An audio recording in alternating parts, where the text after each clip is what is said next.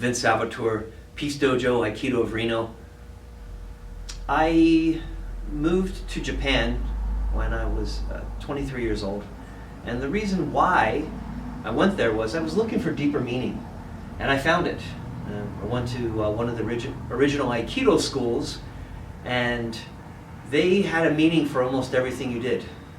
You didn't just blindly do things. There was a meaning behind all of it.